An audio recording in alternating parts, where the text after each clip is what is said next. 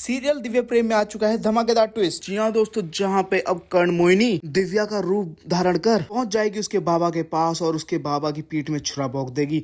मगर ये सब कैसे होता है दोस्तों, हम आपको बताते हैं। जहाँ एक तरफ अब कर्ण मोहिनी बहुत ज्यादा परेशान होती है और वो बोलती है कि ऐसा कैसे हो सकता है जो रानी कर्ण मोहिनी के सामने ठीक जाए, ऐसा हो ही नहीं सकता। मैंने एक एक करके 6 की 6 मोहिनियों को मार दिया था और 7वीं मोहिनी है वो तपस्या। ऐसा कैसे हो सकता है। जहां पर अब एक खंबे में जब स्वर्ण मोहिनी की तस्वीर दिखती है यानी कि तपस्या की, तो उसके बाद जो कर्ण मोहिनी के लोग होते हैं वो कहते हैं कि इसने पहले भी माया वन में आके हमें चकमा दे के चली गई है वापस, इसने हमें पहले भी हराया है। तो उसके बाद अब कर्ण मोहिनी बोलती है कि ऐसा कैसे हो सकता है, ऐसी कोई पावन शक्ति और मुझे इस बारे में पता नहीं। जहाँ पे अब वो शास्त्रों में चेक करती है तो वहाँ पे भी सिर्फ 6 ही मोहिनी होती हैं। तो हर जगह अब सिर्फ 6 ही मोहिनियाँ दिख रही थी और 7वीं वो तपस्या।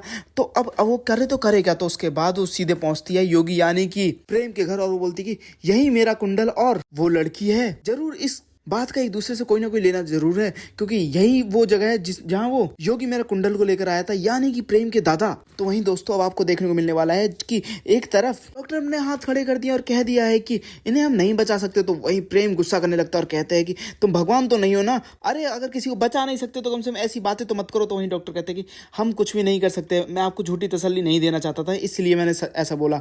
तो वहीं अब डॉक्टर के गुस्सा करता है प्रेम। तो वहीं दूसरी तरफ रूही ओम नमः शिवाय कर रही होती है। जहां पर अब रूही आती है प्रेम के पास और कहती है कि भैया मुझे नहीं पता, आप लोग बड़े हो, आप लोग ज्यादा जानते हो, पर महाकाल तो सबकी सुनते हैं ना। तो वहीं अब रूही की माँ कहती है कि हाँ प्रेम, आज वट सावित्री का व्रत रखा था तुम्हारे लिए दिव्या ने, तुम उसके सत्यवान मन की उसकी जान बचाओ, इस व्रत को पूरा करो, जाओ जाकर वट की पूजा करो। तो वहीं अब प्रेम लेकर जाने वाला होता है, उसी वक्त उसकी माँ बोल पड़ती है और कहती है कि पर प्रेम की शादी तपस्या से होने वाली थी। और तपस्या बोलती है कि आज के टाइम में आप कैसी बातें कर रही है, आप आज भी इन चीजों पर विश्वास करती हो। तो वहीं प्रेम बोलता है कि चाहे मुझे भूत प्रेत पे विश्वास हो या ना हो, मगर मुझे महाकाल में पूरा विश्वास है, कालों के काल महाकाल। जहां पर अब प्रेम गोद में उठाता है दिव्या को और ले जाता है वट की पूजा करता है। जी हाँ, वट वृक्ष की पूजा करता है। तो वहीं दूसरी तरफ अब मांग में सिंदूर भर देता है प्रेम दिव्या के। तो वहीं जब प्रेम घर से बाहर लेकर जा रहा था दिव्या को, तो उसी वक्त वहां पे एंट्री होती है कर्ण मोहिनी की और वो हाथ के कंगन से एक मोती गिरा लेती है और उस मोती से पता लगाने वाली है कि आखिर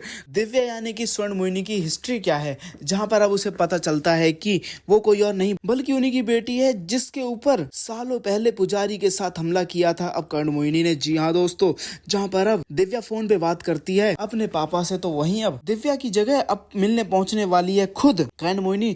वो खुश होती है और गले से लगा लेती है पापा को। तो वहीं दूसरी तरफ अब पीठ में छुरा भोंक देती है और जैसे ही पापा नीचे देखते हैं, नीचे तो कर्ण मोहिनी होती है। जिसके बाद वो घबरा जाते हैं और वो सच जानने की कोशिश करती है उनसे और बोलती है कि बताओ बताओ तुम्हारी बेटी है वो कौन है, कहां से आई है, तुम मुझे बताते क्यों नहीं सच, कि आखिर सच क्या है। दोस्तों आपको क्या लगता है कि आने वाले एपिसोड में अब फिर एक बार कर्ण मोहिनी और स्वर्ण मोहिनी का युद्ध होने वाला है। आप लोग आने वाले एपिसोड में कमेंट करके जो साथ ही से लेटेस्ट अपडेट के लिए हमारे चैनल को सब्सक्राइब करना ना भूलें।